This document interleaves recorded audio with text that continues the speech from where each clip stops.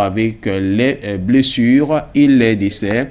Et l'on s'interroge quel est le réel but de cette sortie. Abdoul Déné, vous êtes encore avec nous. Si bien sûr vous y êtes. Nous étions en train de parler il y a quelques temps avant que nous puissions nous séparer momentanément de cette interruption des activités pour le moment des partis politiques, des nations et des organisations de la société civile, et que du point de vue des Nations Unies, on avait comme l'impression que la question des droits de l'homme n'était pas respectée au Burkina Faso, et vous étiez justement en train de nous répondre. Oui, absolument. Je tiens d'abord à m'excuser parce qu'il y a les interruptions de connexion qui font qu'on n'arrive pas à bien échanger. On espère que les gens de la technique seront avec nous. Donc, j'étais disant que cette note n'est nullement une motivation du chef de l'État à museler les droits de l'homme au Burkina Faso. Au contraire, c'est dans l'optique de pouvoir canaliser les choses, de pouvoir et permettre à tout le monde de s'imprégner de la chose et de demander aux partis politiques et de la société civile à faire profil bas. Parce que quand vous regardez depuis l'ancien régime du président Kaboré et également la période de gestion du colonel Sandaogo, vous verrez que les partis politiques ou la société civile en tout cas ont grandement joué un rôle, je ne dirais pas dans le sens qui est abouti en tout cas au coup d'État, mais un rôle qui n'a pas été bien joué. Parce que si cela avait été fait, je pense qu'on n'allait pas atteindre ce résultat-là. Et avec le colonel Sandaogo, il y a eu en tout cas pas mal de sociétés civiles qui disaient le soutenir, qui disaient qu'il était l'homme de la situation. Mais quand on est acteur de la vie active d'une nation et quand on est avec un chef d'État et quand à un moment donné on sent qu'il n'y a pas d'évolution, on sent qu'il n'y a pas de résultat, il fallait qu'on ait le courage de dire, il fallait qu'on ait le courage de proposer la solution idoine pour sortir de la crise. Et quand on ne fait pas et qu'il y a un coup d'État encore, ces mêmes acteurs-là reviennent en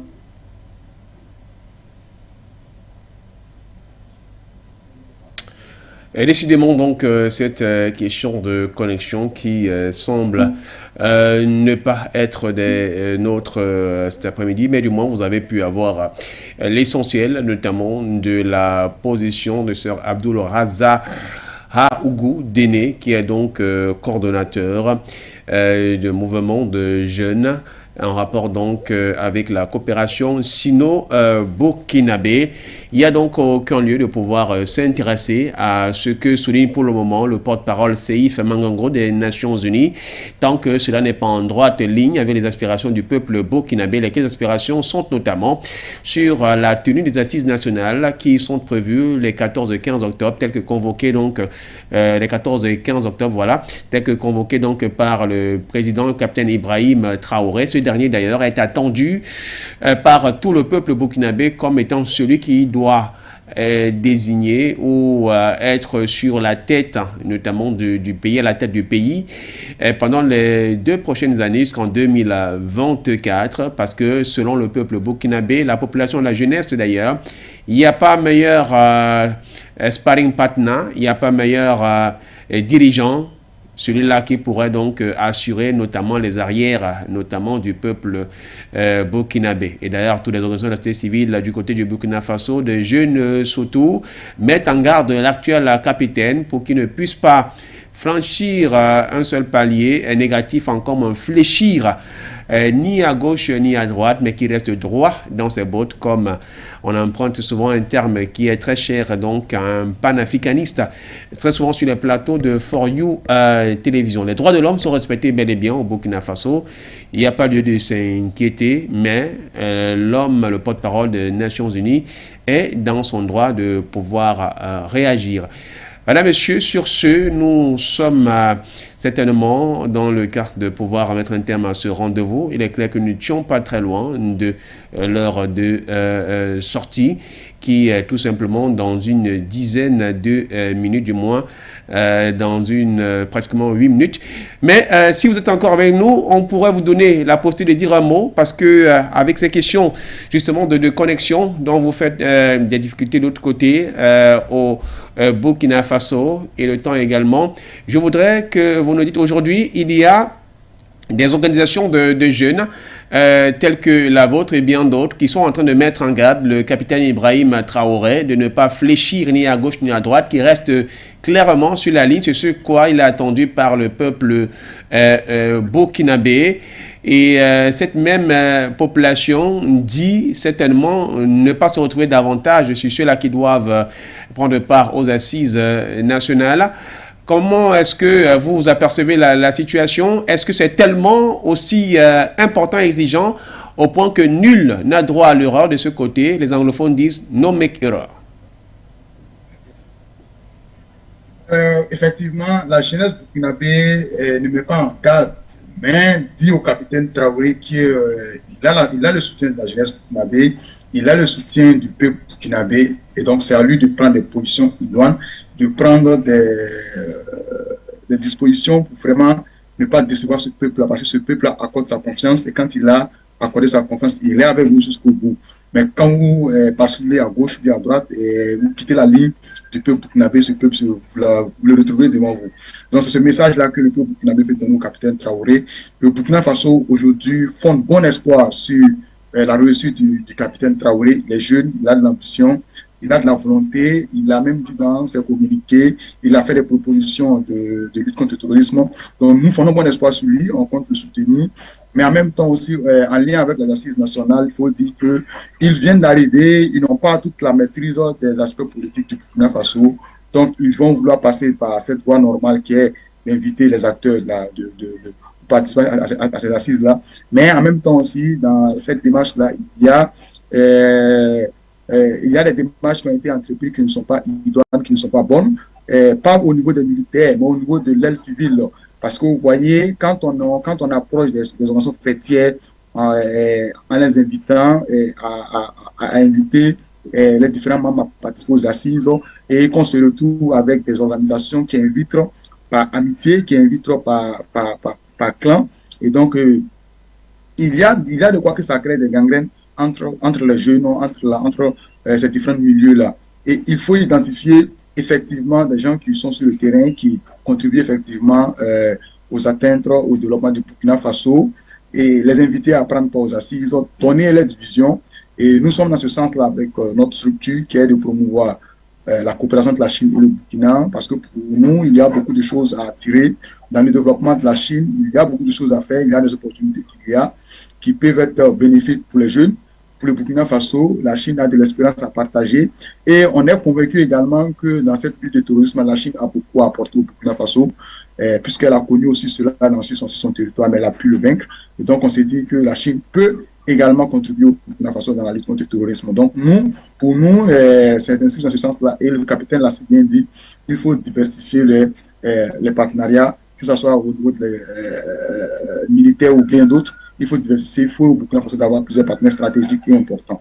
Donc, il est important qu'on tienne compte effectivement de toutes ces démarches-là, méthodiques, respectables, qui impliquent réellement les acteurs de changement, de développement, qui contribuent effectivement à la lutte contre le terrorisme.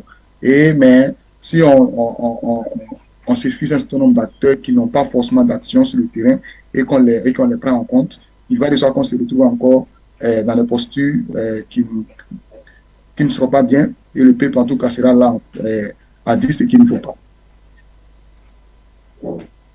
De 2 minutes, je voudrais que vous nous dites néanmoins quel est le regard que vous portez en tant qu'une organisation de la société civile vis-à-vis des organisations internationales qui ont des missions accréditées au Burkina Faso et qui ont aussi des yeux sur cette transition qui est en train de se préparer. Certains ne sont même pas d'accord de la façon dont les choses sont en train de se tenir. On parle des Nations Unies, on parle de la CEDEAO et peut-être de l'UEMOA et autres. Votre point de vue en quelques minutes. Je pense que le point de vue de notre organisation et le point de vue du peuple burkinabé, aujourd'hui, le peuple burkinabé se fie sur ce qui est palpable, ce qui est visible, ce qui est fait. Aujourd'hui, analysons qu'est-ce que la CEDEAO fait pour Burkina Faso concrètement. La CEDEAO a été créée pour des objectifs bien définis. Voilà, mais qu'est-ce que la CEDEAO fait? La crise sécuritaire, elle est là depuis bien longtemps. Et qu'est-ce que la CEDEAO fait effectivement pour aider le Burkina Faso à sortir de cette crise-là?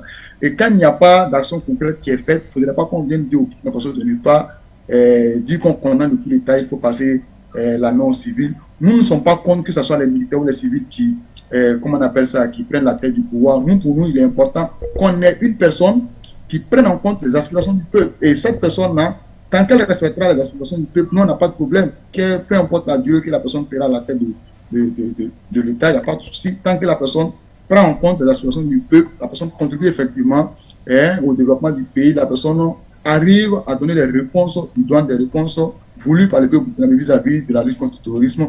C'est la personne que nous, on souhaite avoir. Et donc, le capitaine Traoré n'a pas encore fait ses preuves, il a juste fait des promesses, il a pris des engagements.